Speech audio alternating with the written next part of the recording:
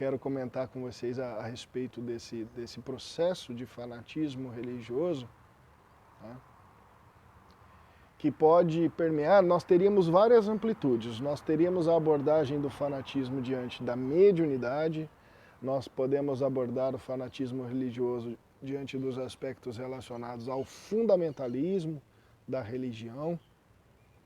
Um fato é que o fanatismo religioso não tem uma doutrina preferida, né?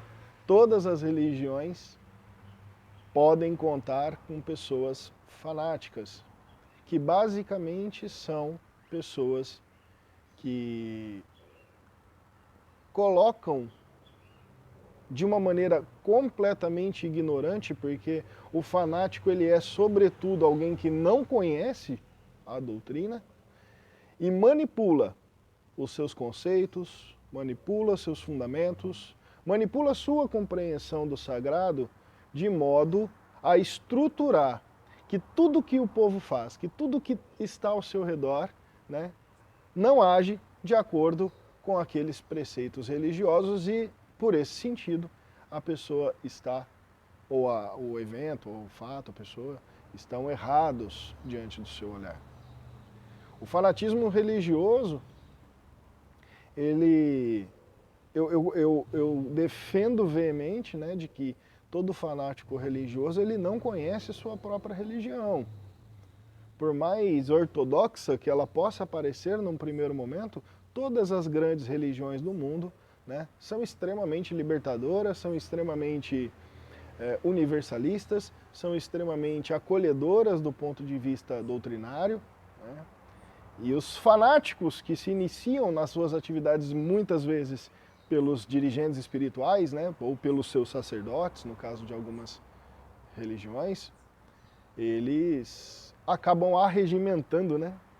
Não sei se está certa essa palavra, mas acabam aí promovendo um contingente de pessoas que ao dar ouvidos de uma maneira cega para esses caras, acabam sucumbindo às ideias estruturadas deste fanatismo religioso, que mais do que a ideia por detrás da deturpação de uma doutrina, existe uma manipulação forte para que estes fiéis não apenas promovam a sua igreja, o seu templo, o seu terreiro, bem como ataquem aqueles que não fazem parte do seu sistema religioso. Então eu nem vou tocar aqui hoje no assunto de fanatismo diante de mediunidade, porque é quase que uma doença isso dentro dos terreiros. A gente pode abordar isso numa segunda parte dessa preleção. Tá? O fanatismo religioso, ele tem por premissa básica, né, de uma maneira muito bem manipulada, inclusive pelos seus fanáticos, a adequação da realidade diante da sua compreensão de uma doutrina. Olha que insanidade isso. O fanático religioso, ele não tem um tema para atacar, ele não tem um tema para defender os seus argumentos, né? Isso transpassa toda a existência dele, atingindo a vida daqueles que o permeiam. Trocando em miúdos, o cara se torna chato pra cacete. Chato pra cacete. Né? Eu gosto muito, inclusive eu falava disso com um irmão de fé da casa, numa orientação que eu passei para ele, de que religião, ela é convite. Quando você recebe o convite para uma festa, o que você faz com aquilo? Pô, você recebe, você acha que o convite é legal, você vê o convite físico, você acha que é bacana, que não é. Você se planeja para ir ou não, né? Você responde de pronto a pessoa que não dá para você fazer aquilo, ou que você não vai entrar. E dentro do processo religioso, por mais que um terreiro, que uma igreja tenha premissas básicas, eu vou dar o exemplo de terreiro, o regimento interno, né? Ou aquelas regras de autocuidado que todo dirigente de Umbanda passa para os filhos de santo. Por mais que aquilo seja devidamente estruturado, mesmo isso não compete ao religioso de Umbanda a obrigatoriedade em fazê-lo, né? Obviamente, quando você não faz, você se torna suscetível a um monte de questões. A gente sabe que tudo que está para tratar um médium é como forma do desenvolvimento mediúnico, mas tudo no processo religioso de Umbanda, falando com mais propriedade pela Umbanda e pela Umbanda da nossa casa, obviamente, é uma estrutura de convite, né? O fanático religioso, ele é sobretudo uma pessoa que não quer, tá? Ter uma amplitude de visão acerca da vida, da espiritualidade, fora da sua zona de conforto. Em mais de 10 anos de experiência na religião, o que eu pude mais comprovar nesse sentido é justamente isso, que o fanático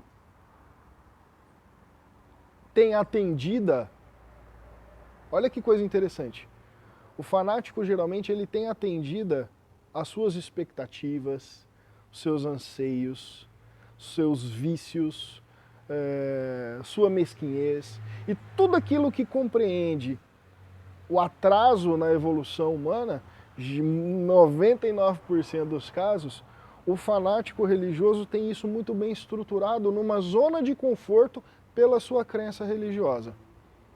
Então o Deus dele atende aquilo, a doutrina dele atende aquelas expectativas, e o fato dele entrar nessa zona de segurança faz com que ele ainda torne mais agressivo quando, na cabeça dele, há necessidade de defender a sua estrutura religiosa. Então pensem nisso, né, que o fanático religioso, ele não está a fim de mudar a opinião dele, porque mudar a opinião dele vai tirá-lo da zona de conforto, que é, inclusive, para nós umbandistas, uma ideia básica, né? De que a religião da Umbanda... Olha que delícia minha cachorrinha lá. Que na Umbanda nós não temos essa possibilidade de continuar com gente que não esteja realmente a fim de mudar de opinião, né? E é mudar de opinião sobre si mesmo, sobre o mundo, sobre a realidade. E que a ideia do fanático religioso é que, principalmente pessoas que são fanáticas também têm uma outra característica forte, que carregam um pensamento místico muito forte, né? Então, todo fanático religioso que eu conheci, quem tiver algum comentário diferente disso, por favor comente aqui. Todo fanático religioso que eu conheci, o pensamento dele de que as coisas têm um motivo espiritual, que as coisas que acontecem em sua vida foram obras dos espíritos ou do Satanás, né? Esse pensamento nelas é muito, muito, muito ostensivo. Que é, inclusive, uma maneira dele justificar a sua inércia espiritual, né? Então, parte do fanatismo religioso também passa por esse processo de não compreensão ou de não consciência diante do que está acontecendo e que muitas vezes, né, o resultado das suas ações compreende consequências que não tem. Você não vai achar isso na explicação demoníaca, bíblica, do seu preto velho ou do seu caboclo, né? A fé cega, né? E aqui quero só colocar uma pitada de pimenta. A fé sem ciência, a fé sem estudo, a fé sem debate, a fé sem discussão, a fé sem entender quais são os limiares que separam os acontecimentos diante de uma explicação natural dos acontecimentos que podem ser reexplicados diante de um conceito mais teológico, deixam as pessoas muito próximas, flertando com o fanatismo religioso. E isso é muito complicado. E isso é uma das coisas que a nosso entendimento de Umbanda, é algo que nós devemos quebrar na estrutura religiosa, né? Ainda temos muitas pessoas... Oh meu Deus, a live foi invadida. Temos muitas pessoas que acreditam que tudo é obra do orixá, ou tudo é obra do quiumba, tudo é obra desses espíritos do mal aí, e quando na verdade a gente sabe que a realidade não é essa. Ô bicho, deixa eu trabalhar aqui, dá oi pro povo. Né? O médium que passa a frequentar o terreiro muitos dias da semana, deixando até família para ir no terreiro, é um fanático? Eu considero. Eu considero. Algumas pessoas, Flávia, e irmãos, vai passear, bicho. Algumas pessoas têm... A religião ela não pode implicar mudanças limitadoras na vida de ninguém.